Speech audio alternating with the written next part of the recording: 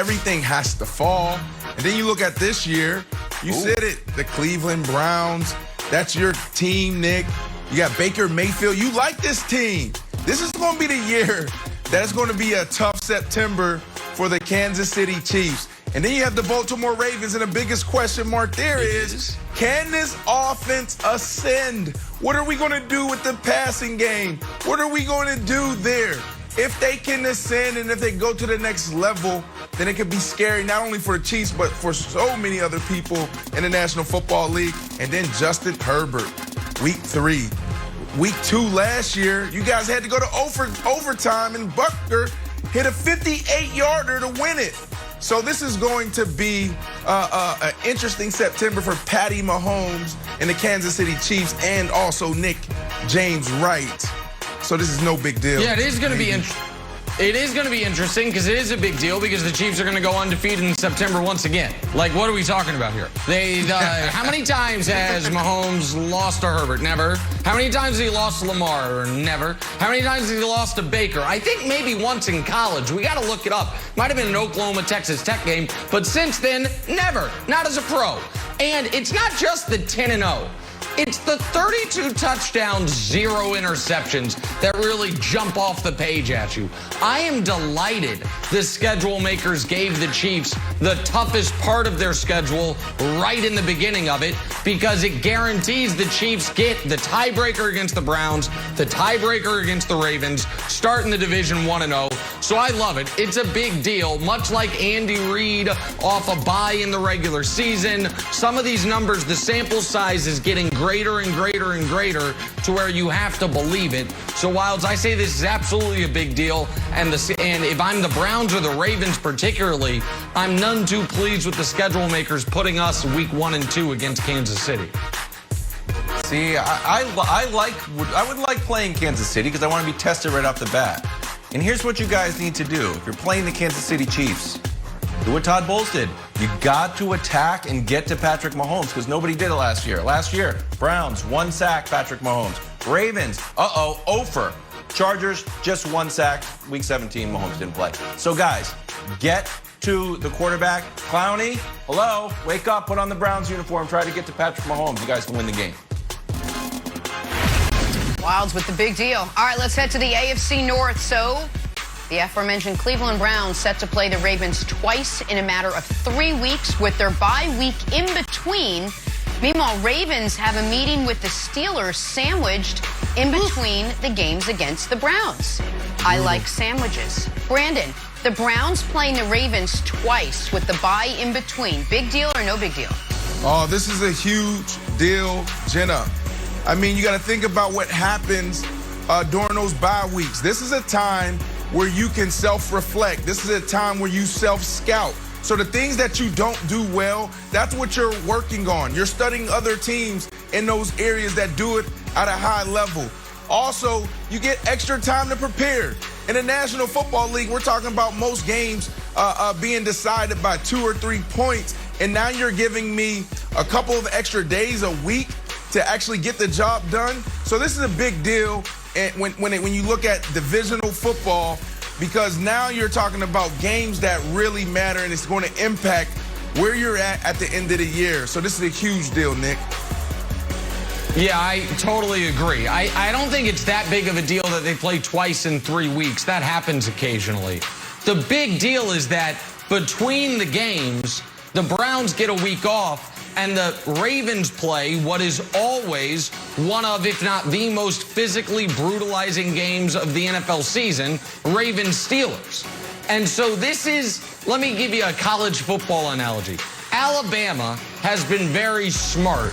Every year, right before the Iron Bowl, their game against Auburn, they always schedule Citadel or someone similar.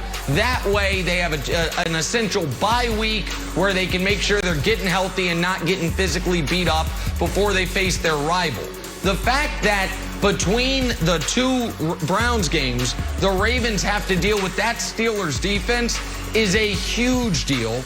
And the fact that the Browns, and not only do they not have to deal with the Steelers defense, they get a week off to, as Brandon said, self-scout and correct or change the things they need to change from the first matchup. I think this is one of the most important scheduling quirks of the schedule release from a couple nights ago. I think it puts the Browns in great position to do what I think they will do, which is win the AFC North and be the 2 seed this season. So I think this is a very big deal, Wilds. I totally agree with you. Here's the other. First, Jen and Nick, Brandon, we got Kevin. Hey, Kevin Wilds, I'm just looking here. The tickets for that game, Bucks-Pats, are, I don't know, off the charts. How many college tuitions did it cost you to get you and your buddies tickets for the game? Just 2. Oh. Just 2. I only have 2 kids. I have not dug into anyone else's college tuition yet, though I may have. College tuition. That's a great answer. That is great. All right, we are going to get to the most expensive game on next year's schedule, but we got to start with the Lakers this morning. Their season is winding down quickly. Final push for them to maybe build a little momentum, try to put it all together. They got the Pacers on Saturday. They got the Pelicans on Sunday. They do still have a chance to avoid the dreaded play-in tournament, but LeBron James, who has yet to return to the lineup, has his sights set far beyond that. Here's LeBron from Wednesday's banner ceremony. We would not send this banner to the rafters without you guys, and I know we're missing a lot of our Laker faithful, but this is absolutely for you guys. We said we would not reveal this banner until we had some of you guys in the seats, so this is you guys' moment. We had our ring night. We wanted you guys there, but we made sure we saved the banner for y'all, so we love you guys, and on the road to back-to-back starts in about a week, so let's get going. Whoa. LeBron James putting it out there. Nick, you've been saying all week long you're not worried at all about the play-in game. You might be the only one. Do you still feel the same way? Oh, not only do I feel the same way, now there are a lot of different machinations that could happen over the final 72 hours of the season, seeding-wise. But if the bracket holds mostly to form, meaning that Utah and Phoenix are the 1 and the 2, or the 2 and the 1, and the Clippers stay the 3, not only am I not worried about the play-in game, I would prefer the play-in game. Now, I know I'm a man on an island on that, but Jenna, yes, you called it the dreaded play-in game. The first play-in game would come against either Memphis or Golden State. They play each other on Sunday. The winner of that game will be the 8 seed. The Lakers this year are 5-1 against Memphis and Golden State. 4 of those victories, utter blowouts. The one loss was a 2-point loss where the Lakers fell asleep in the 4th quarter and blew a 14-point lead late. So I would prefer a path to the Western Conference Finals that starts with Utah or Phoenix than one that starts with a Clippers team that, if you've noticed this year, I have held back the slander on compared to last year, because this year they are a far better team than they were last year. I do not understand what I would call faux concern about the idea that the Lakers, if they are in the play-in game, are going to lose consecutive games to either Memphis, Golden State, or San Antonio, 2 of those 3. I don't think anyone actually believes it. So I would prefer the play-in game. Now, the Blazers might screw that up for the Lakers, and they might end up the 6th seed. But right now, that's what I'm rooting for.